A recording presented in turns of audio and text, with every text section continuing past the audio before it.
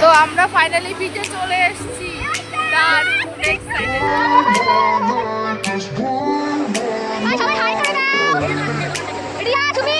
গেছে ওরা ভাই ভাই দারুণ মজা পাচ্ছি। তো এই যে আমি এখন স্নান করে এখন ব্যাক করেছি, আর মা ওরা গেছে এখন বিচে যাওয়ার জন্য রেডি, কিন্তু বস্তা ভরে কাপড় নিয়ে যাচ্ছি। তো আশা করি সবাই এতক্ষণে বুঝেই গেছো যে আমরা কোথায় গেছিলাম বেড়াতে। হ্যাঁ, তোমরা ঠিকই ধরেছো, আমরা দীঘায় গেছিলাম বেড়াতে সবাই মিলে। মা, রিয়া, প্রিয়া, সুমি সবাই ওরা আমাদের বাড়িতে বেড়াতে এসেছিল। আর আমরা যেখানে থাকি তোমরা তো জানোই এখানে বিশেষ কোনো বেড়ানোর জায়গা নেই, তাই কিন্তু আমরা অন্ডাল থেকে দীঘা গেছিলাম বেড়াতে। আর যদি আমরা কলকাতা থেকে যেতাম তাহলে কিন্তু ওই আমাদের বাড়ি থেকে মানে যাদবপুর থেকে 2.5 ঘন্টা থেকে 3 ঘন্টা লাগে দীঘা। বাসে গেলে খুব বেশি হলে 4 ঘন্টা, আর ট্রেনে গেলে তো 2-2.5 ঘন্টা লাগে। তো যেহেতু আমরা কলকাতা থেকে অনেকটাই দূরে আছি আর এটা ব্যাক সাইড, আর আমরা এমন একটা জায়গায় আছি এখানে বিশেষ কিছু তো নেই, একদম অজপাড়া গায়ে বললেই চলে, জঙ্গলে আছে। তো এখান থেকে আমাদের দীঘা যেতে কিন্তু অনেকটাই হ্যাপা হয়েছিল, মানে সেরকম বিশেষ কিছু হ্যাপা না, মানে একটু মানে অনেকগুলো ট্রেন ব্রেক করে যেতে হয়েছে আর কি আমাদের।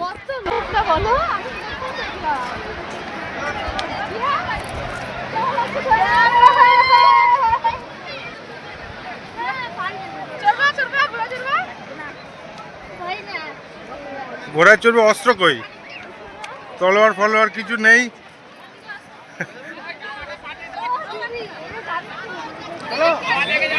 না না,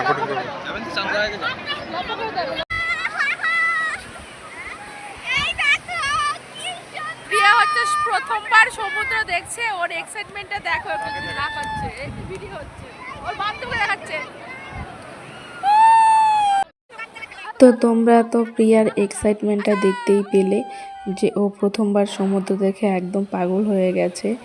আমারও ভীষণ ভালো লাগছে। আমি প্রথমবার নই, আমি দেখেছি এর আগেও, যখন আমি উড়িষ্যায় ছিলাম তখন পারাদ্বীপে সমুদ্রে আমরা মাঝে মাঝেই বিচে যেতাম সময় কাটানোর জন্য। আর ওরা যেহেতু প্রথমবার দেখছে, স্বাভাবিক একটা আনন্দ লাগারই কথা।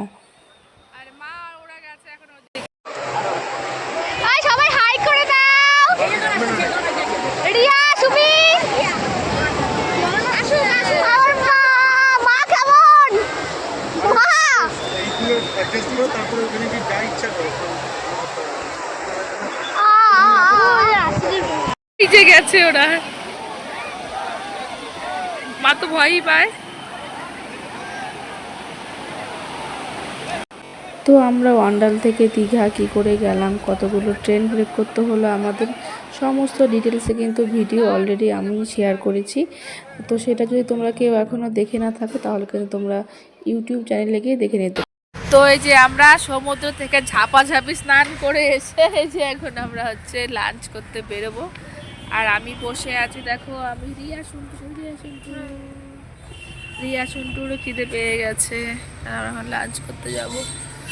সারা রাত ঘুম হয়নি, চোখ মুখের কি অবস্থা। তো আমরা সবাই স্নান দান করে এখানে হোটেলে খেতে চলে গেছিলাম। আর আমরা কিন্তু যে কদিন ছিলাম পুরো ভেজ থালি খেয়েছি।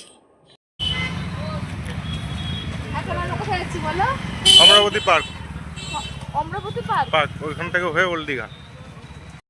তো আমরা সবাই লাঞ্চ টাঞ্চ কমপ্লিট করে কিছুটা সময় রেস্ট নিয়ে, মানে সেদিন শরীরে আমাদের প্রচণ্ড ধকল ছিল, সারা রাত ঘুম হয়নি, প্লাস মানে সমুদ্রে এরকম ঝাপাঝাপি করে স্নান করে সবার গা হাত পায়ে প্রচণ্ড ব্যথা। তারপরে কিন্তু সন্ধ্যাবেলা মানে একটু বিকেল নাগাদে আমরা বেরিয়ে পড়েছিলাম যে আশেপাশে জায়গাগুলো আছে যেগুলো ঘুরে দেখার, মানে সাইট সিন করার জন্য। যেহেতু আমরা নিউ দীঘায় রয়েছি তো আমরা সেখান থেকে যাব ওল্ড দীঘা। তার আগে যে আমাদের যেখানে রুমটা ছিল তার কাছে একটা পার্ক ছিল, পার্কটার নাম হচ্ছে অমরাবতী পার্ক। তো পার্কে বিশেষ কিছু নেই, তাও 50 টাকা করে এন্ট্রি ফিস। তো আমি ওকে বারণ করলাম যে ঢোকার কোনো প্রয়োজন নেই। তারপর আমরা সেখান থেকে টোটো করে চলে গেলাম ওল্ড দীঘাতে। দীঘাতে আমার একটা জিনিস সবচেয়ে বেশি খারাপ লেগেছে, সেটা হলো টোটো ভাড়া। মানে যদি তুমি একাও টোটোতে যাবো তাও তোমাকে নাকি 100 টাকা রিজার্ভ করে যেতে হবে, মানে রিজার্ভ ছাড়া মানে কেউ টোটোতে চড়তে পারবে না। তো মানে এই জিনিসটা আমার খুব খারাপ লেগেছে। ওল্ড নিউ দীঘা থেকে ওল্ড দীঘা খুব বেশি হলে 1.5 থেকে 2 কিলোমিটার রাস্তা হবে, তাও কিন্তু পার হেড 30 টাকা করে টোটো ভাড়া নেয়।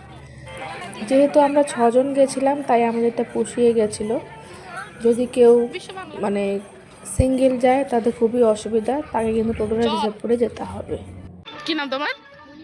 মনীষা। দাঁত দুটোই দেখি এখন কেন করবে না? তুমি দেখতে খুব সুন্দর, জানো, খুব সুন্দর। দেখাও কি আছে, দেখাও তোমার এখানে, দেখাও। এখানে যে পুচকিটাকে দেখতে পাচ্ছ, ওর নাম হলো নিশা। ও অনেকক্ষণ থেকে আমার পেছন পেছন ঘুরঘুর করছিল, দিদি কিছু নাও, দিদি কিছু নাও। আমি বিশেষ কিছু কিনিনি কারণ আমার ভালো লাগেনি, ভীষণ কস্টলি।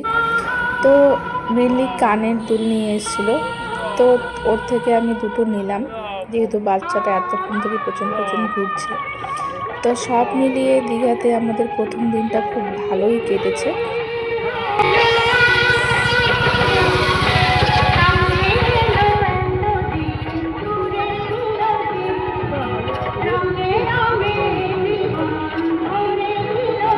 তো চলো আজকে এইটুকু তোমাদের সাথে শেয়ার করছি, দেখা হচ্ছে পরবর্তী ভিডিওতে।